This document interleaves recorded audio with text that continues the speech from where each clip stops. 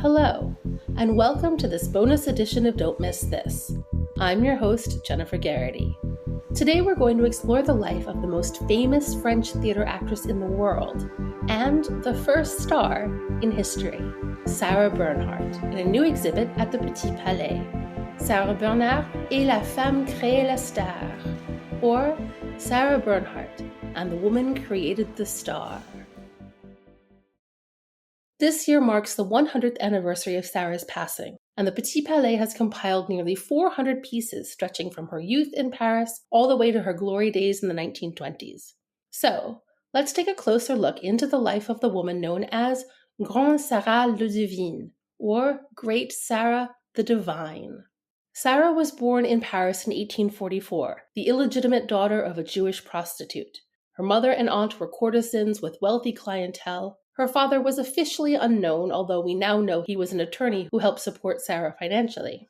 When he died in 1857 and the money stopped, Sarah, aged 12, returned from boarding school. By then, Sarah's mother had become one of the top Parisian courtesans and counted the Duc de Morny, Emperor Napoleon III's half-brother, among her patrons. At age 16, Sarah refused to marry, so de Morny encouraged her to pursue acting, setting her up with writer and playwright Alexandre Dumas as mentor. She joined the Comédie Française in 1862 at age 18. She was kicked out after a year for slapping another actress. After this, she too supported herself through a series of wealthy lovers. At 20, she had an affair with Belgian aristocrat Prince de Ligne, which resulted in a son, Maurice. She kept pursuing acting through a series of roles in smaller theaters, like Sonetto in Le Passant, in which she played a boy. In the end, she was too brilliant an actress. The Comédie Française asked her back, and her star continued to rise. In the 1870s, Sarah surrounded herself with the day's greatest artists, many of whom, like George Clarence and Louise Abima, were in love with her. This is a painting of Sarah by George Clarence, but this is perhaps the one he's most known for. George painted this for the 1876 Salon. In it, Sarah lounges in a white negligee, dog at her feet, in her studio workshop. She loved this painting and kept it with her throughout her life. A few years after her passing, her son donated it to the Petit Palais. Artist Louise Abima met Sarah in the beginning of the 1870s. They very likely began a romantic relationship at the time, as this painting by Louise of the two of them together hints. This bronze sculpture was made from a mold of their hands together. They remained lifelong friends. Living among such talent, Sarah was inspired to try her own hand in other mediums, and found she was also a talented painter, sculptor, writer, and director. This is a self-portrait of her as Harlequin. She made this self-portrait out of marble, as well as this of a young girl, and this of Jacques Aristides de Mala. Aristides was a Greek ambassador who wanted to make it as an actor. He was also the model for Dracula. He and Sarah married in 1882, but he was a cheating, gambling morphine addict who left her a few months after they married. He overdosed in 1889, and Sarah created this statue in his honor, referencing Saint John Baptiste in a Baroque style. This is a bust in bronze of George Clarence, who we spoke of earlier. Sarah's home, especially its decor, was particularly important to her. She had a private mansion built in 1875 with an atelier salon created by architect Nicolas Félix Escalier, immortalized here by Marie-Désirée Bourgoin. This was both a workshop, a gallery, and a reception hall for guests. Riddled with debt, Sarah was forced to sell this mansion in 1885. She then moved to a nearby smaller mansion and partially recreated its decor. The decor was, quote, spectacular, bizarre, and exuberant, just like the woman herself. In her youth, Sarah had come close to death a number of times, and as she grew older, was drawn to the macabre. She was even photographed in a coffin surrounded by memento mori. Writer Pierre Loti, one of Sarah's lovers, reportedly saw a skeleton of a young man who had died from love in her bedroom. From the BBC, quote, she collected a small zoo including cheetahs, tiger, and lion cubs, a monkey named Darwin, and an alligator named Ali Gaga that she used to sleep with until its untimely death due to a diet of milk and champagne. She wore a hat made of a stuffed bat. She dripped with jewels and was draped in chinchilla and ocelot furs. It was all part of the Bernhardt traveling show, which also featured her coffin, which she always took on tour, end quote. She once got lost in a hot air balloon and naturally wrote a story about it from the perspective of a wicker chair, which scandalized the administrator of the Comédie Française. Speaking of the Comédie Française, as I mentioned, she had been rehired in 1875, but she soon found her roles limited and boring. She toured London to great success, only to come back and be cast in L'Aventurière, a mediocre play she did not want to be in. She decided to resign, but did so by sending a copy of her resignation letter to the press, in which she wrote, quote, "This is my first failure at the Comédie Française. It will be my last," end quote.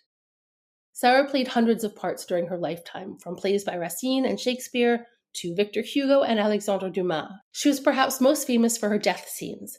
Let's take a quick look at some of her most prestigious roles. The play Sarah performed in London in 1880 was Frou Frou. It's highly melodramatic.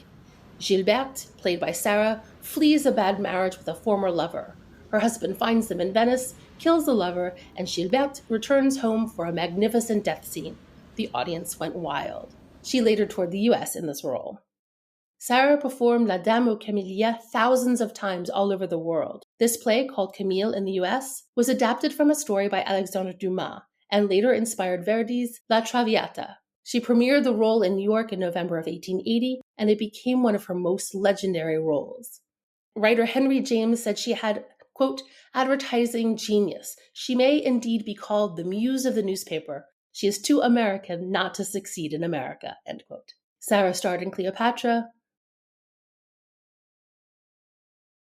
Medea, Phaedra, and Joan of Arc. Anatole France saw her in Joan of Arc and called her poetry itself. Writer Leighton Strachey said that to watch her was to, quote, "plunge shuddering through infinite abysses," end quote. In the 1800s, it was common for women to take on male roles, so Sarah grabbed the role every great actor wants for themselves, Hamlet. She played Hamlet many times, eventually becoming the first woman to play the role on film. She continued playing male roles because she found them more complex, more intricate, meatier than those for older women. Et plus ça change. In 1906, Sarah injured her knee during a performance of Tosca. She was meant to leap to her death, the fall broken by a hidden mattress, but the mattress was missing. She never recovered and eventually had to have half her leg amputated.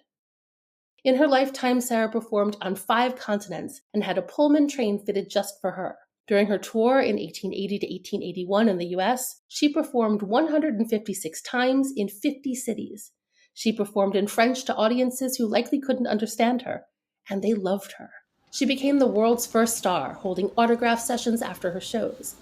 She became a sacred monster, to quote Jean Cocteau, immortalized by artists and advertisers alike.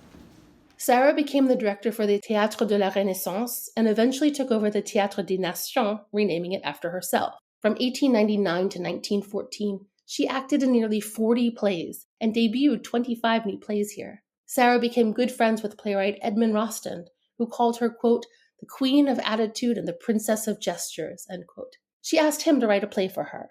At the age of 56, she played Napoleon's son, nicknamed l'Aiglon. She played the role more than 1,000 times, and it became the greatest success of her theater. At 56, in 1900, Sarah also launched her career in film, which spanned nearly 25 years. Audiences were shorted hearing her golden voice in these silent films, but they still did well, particularly in America. Her final film, The Clairvoyant, filmed just before her death, has been lost to the annals of time. There's lots more to discover in this exhibit, but perhaps Mark Twain said it best, quote, "There are 5 kinds of actresses: bad actresses, fair actresses, good actresses, great actresses, and then there is Sarah Bernhardt," end quote. Sarah Bernhardt et la femme crée la star will be at the Petit Palais through August 27.